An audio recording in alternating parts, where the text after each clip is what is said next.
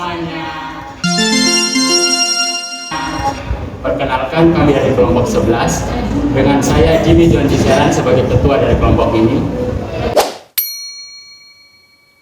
Dengan saya Fitri dari Naura Kamu. Saya Aurora Rembulado. Saya Ana Maria di Perjuangan. Saya Mejudi Palakrama.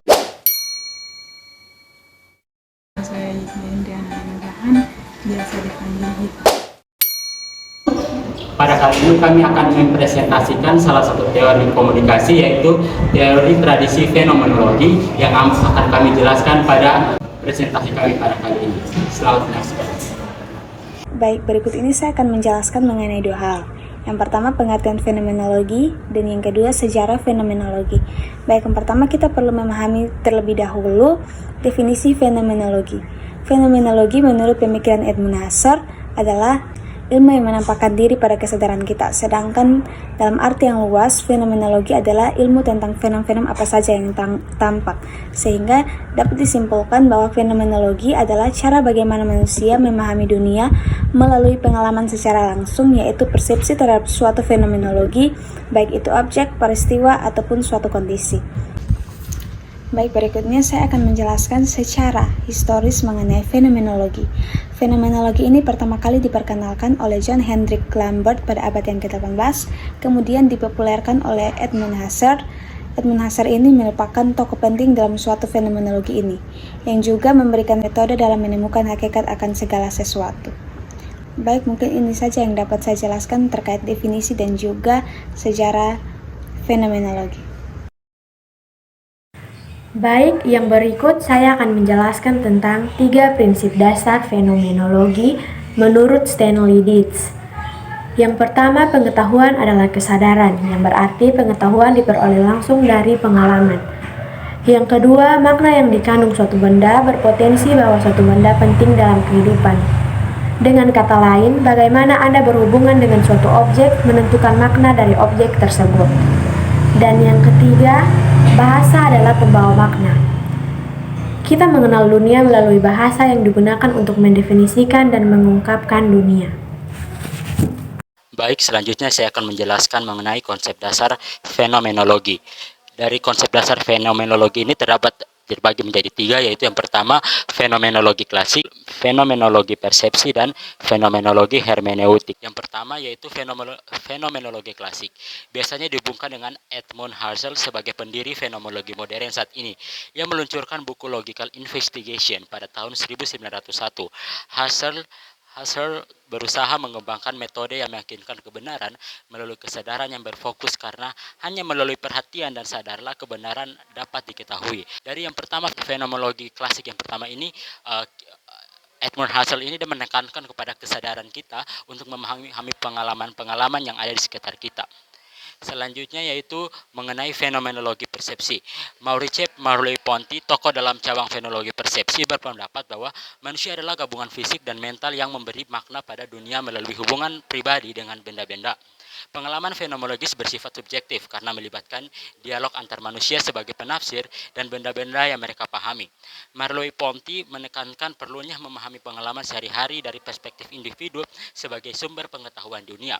Jadi dari teori fenomenologi persepsi ini menekankan kepada kita bahwa perlu banget kita memahami pengalaman kita sehari-hari itu sebagai perwujudan bahwa kita itu sadar akan kehidupan kita, dan kita bisa menggali potensi dan pengetahuan dari kesadaran kita dalam mengetahui pengalaman-pengalaman itu. Selanjutnya yaitu mengenai fenomenologi hermeneutik. Fenomenologi hermeneutik lebih luas dari fenomenologi persepsi. Ini menekankan interpretasi keberadaan melalui komunikasi. Martin Heidegger dalam Philosophical Hermeneutics mengatakan bahwa pengalaman alami dengan bahasa, di mana bahasa itu membentuk makna dan mempengaruhi pandangan kita terhadap dunia. Tradisi ini menggabungkan pengalaman dengan interaksi bahasa dan aspek sosial. Jadi dalam teori yang ketiga ya, fenomenologi hermeneutik ini, Martin Heidegger ini dia menekankan bahwa untuk membentuk sebuah makna itu ditentukan oleh bahasa, di mana bahasa itu sebagai sebuah pembentuk makna itu sangat berpengaruh dalam kita memaknai pengalaman-pengalaman yang ada dalam kehidupan kita sehari-hari. dalam pengalaman itu sangat penting untuk kita memahami, dan segala ilmu pengetahuan itu akan muncul dalam segala kesadaran dan kita menelaah melalui kehidupan kita sehari-hari.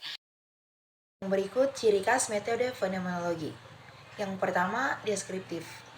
Fenomenologi bersifat deskriptif berarti bahwa analisa dan penafsirannya seperti yang disampaikan oleh partisipan. Metode fenomenologi menggunakan data berupa harus mengikuti gambaran dan ungkapan apa adanya cerita dan ungkapan dari partisipan. Jadi, datanya bukan angka, tetapi cerita dalam bentuk kata-kata. Yang kedua, resensi. Sifatnya reduktif berarti bahwa fenomenologi mengambil arti dari setiap pengalaman sebagaimana yang diungkapkan oleh partisipan berdasar pada kesadaran dan pengalamannya. Apa saja yang menghadirkan diri pada kesadaran harus diambil sebagaimana adanya. Reduksi berarti juga bahwa peneliti harus menyimpan sementara semua asumsi dan praduganya dan menempatkannya tanda kurung. Inilah yang oleh Husserl distracting atau epoch. Semua anggapan dan asumsi harus disuspensi dulu. Yang ketiga, mencari esensi. Ciri khas yang lain yaitu mencari esensi atau hakikat terdalam dari pengalamannya yang dihidupi. Van Meeren mengatakan bahwa penelitian fenomenologi adalah studi tentang esensi. Beliau melanjutkan bahwa mendeskripsi esensi dari pengalaman yang dihidupi adalah fokus dari penelitian fenomenologi. Hal yang sama juga ditegaskan oleh M.C. Milan bahwa maksud dari penelitian adalah untuk mengerti esensi suatu fenomena secara utuh dan penuh. Oke, baik, selanjutnya keterarahan. Ciri khas yang lain dari metode fenomenologi adalah fokusnya pada keterarahan. Maksudnya apa yang kita teliti haruslah yang kita kenal melalui kesadaran kita. Kalau objek penelitian kita terkait dengan pengalaman orang lain, maka partisipan dalam penelitian harus memiliki pengalaman tersebut dan juga bersedia untuk membagikan pengalaman itu. Peneliti tidak akan mendapatkan informasi yang akurat dari partisipan yang tidak memiliki pengalaman tentang objek yang hendak diteliti. Karena itu, terkait pemilihan partisipan, mereka harus memiliki pengalaman dan informasi yang kaya tentang objek penelitian yang hendak diteliti. Oke, baik. Yang selanjutnya adalah keunikan manusia. Nah, metode fenomenologi memusatkan perhatian pada pengalaman partisipan. Setiap manusia memiliki pengalaman yang berbeda-beda. Manusia memberi arti pada dunianya atas caranya sendiri. Memahami manusia berarti mengerti pengalamannya secara langsung atau first person account. Metode fenomenologi berusaha untuk memahami seperti apa pengalaman yang dihidupi, bukan sekedar reaksi orang atas pengalaman tersebut. Penerapan tradisi fenomenologi dalam kehidupan sehari-hari.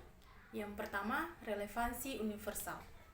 Fenomenologi bukan hanya teori filosofis, tetapi juga konsep yang dapat diaplikasikan dalam seni etika, hubungan antar manusia, dan pengambilan keputusan.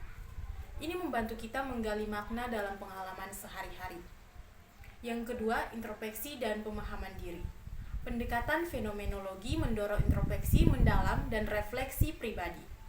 Dengan merenung tentang pengalaman dan emosi kita dapat memahami diri sendiri dengan lebih baik. Yang ketiga, penghargaan terhadap detail dan kehadiran. Fenomenologi mengajarkan kita untuk menghargai detail-detail kecil dalam pengalaman dan merasakan kehadiran di momen saat ini. Ini membantu kita hidup lebih sadar dan mengambil makna dari setiap aspek kehidupan. Sekian, terima kasih.